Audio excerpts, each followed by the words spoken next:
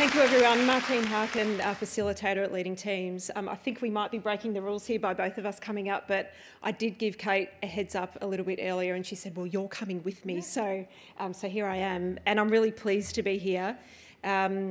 Leading Teams, you know, being the experts that we are in culture and leadership, have always had a wonderful opportunity to celebrate all leaders, but particularly women in leadership. But we're learning and have learned, you know, really recently, and will keep learning, that it's actually our responsibility to recognise, to empower, to provide a platform for the wonderful women that we work with across our leadership team. So this award is wonderful to recognise the females that we work with. But it's also, and Kate obviously being the first winner is just terrific, but it's also a really great award for our business. So it's a really important award for our business as well. So that's really important. For Kate, we met one of our past Leading Teams teammates. Kate and I met through Guy. So it's been a really lovely introduction in getting to know Kate over the last, I think it's 3 years perhaps. And we weren't working together, it was just a chance to build a network, and I've certainly learned about Kate how wonderful she is at connecting people and being so generous with her time.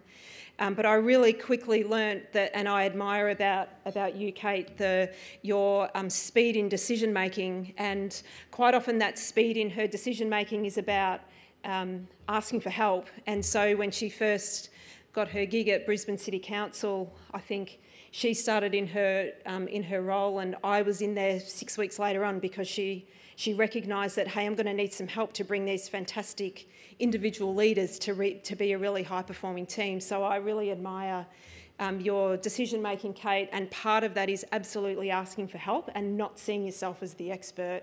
And one of my favourite moments too is when you started at Netball Queensland, and within 6 weeks, it was a text, I think I need your help, can I buy you a glass of wine? And I was like, yeah, let's do that. So there's been some really nice interactions, but it's that speed of decision making that I've really enjoyed getting to know, and part of that is asking for help.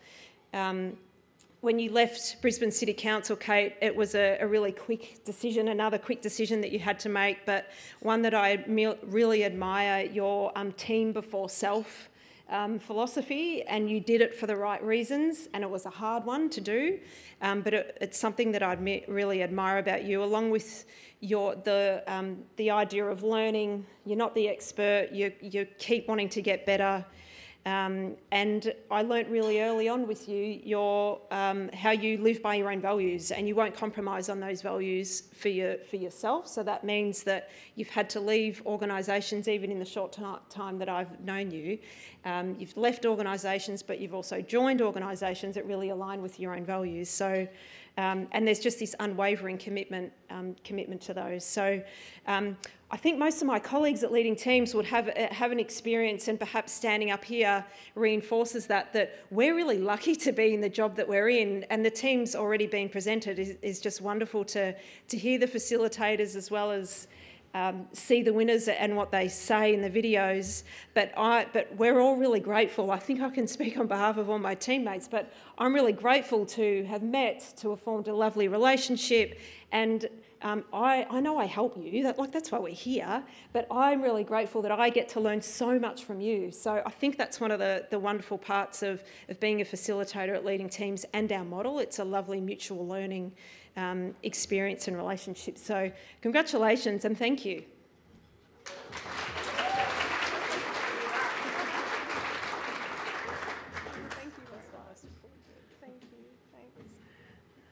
Thanks, Martine. This is really unexpected. It's lovely to be here tonight.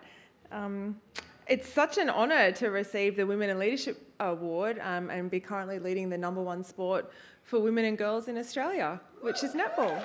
Yeah.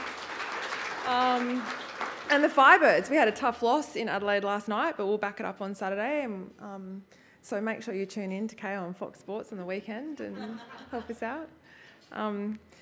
I've had the fun and privilege of being in sport for most of my life. My father was a professional sportsman, and so I grew up understanding and experiencing the euphoria you get from the highs of being involved in a high-performing team. And I grew up thinking that's just what you got from sport. Like, you kind of only got that feeling from being in sport, because that's, you know, I feel like sport is the most incredible outward expression, something that's so visible and so public of where character and competence come together, like on the court or on the field of play. I thought you only got to experience those incredible highs and lows on the sporting field, you know, from my dad, and then I spent some time in politics, and that's a bummer. You know, there's not a lot of high-performing teams in there, but you certainly experience the highs and the lows, and when you lose in politics, you're in the wilderness for a hell of a lot longer than if you lose on the weekend and you get to back it up 7 days later. But my career has been in politics and government, but then I had this stint, after we'd lost an election, I had this stint working in sport as an administrator in cricket, and again, I was like, wow, you just get this feeling of euphoria when you're in and around elite sporting teams. Anyway, I spent 5 years in cricket, and then I went back into government. I thought, you know what, this is crap. Like, you should be able to experience this euphoria of what it takes to be a high-performing team, you know, no matter where you work and whatever environment you're in. And I really wanted to take that concept of continuous improvement and coming together and building connections and trust. And we can do that in the public service, because we really need our public service to be really strong. Like, it's in everyone's interest, for particularly, well, everywhere, but, and, you know, we want our public service to be strong. And so when I got the opportunity to go back into public service, I thought, you know, I want to bring this feeling and this euphoria into people who work in this environment, and really breathe that environment of continuous improvement based on trust and connections. And that's why I've reached out to Martine after having known her for that time. And it was really special, and we did some great work, and I managed to influence some colleagues who I'd love to acknowledge. Tash Tobias from Brisbane City Council in the room tonight, who's still there doing some incredible work with Martine. You know, if you're from Brisbane, know that council is investing in their staff in that way, and it's really, really important. And so that was really important. And working with Martine really brought that to life, and I was able to influence those people in council and bring it to life. But now I'm back in sport, which is really fun, and leading teams has really just left with me that being a leader, and now in my first CEO role, is around really establishing the best conditions that you can establish for your people to thrive. And for me, that's what I'm finding purpose in as a leader and as a CEO. And that's what leading teams is all about. Like, they help you create these incredible conditions to get the best out of your people, for them to get the best out of themselves and each other.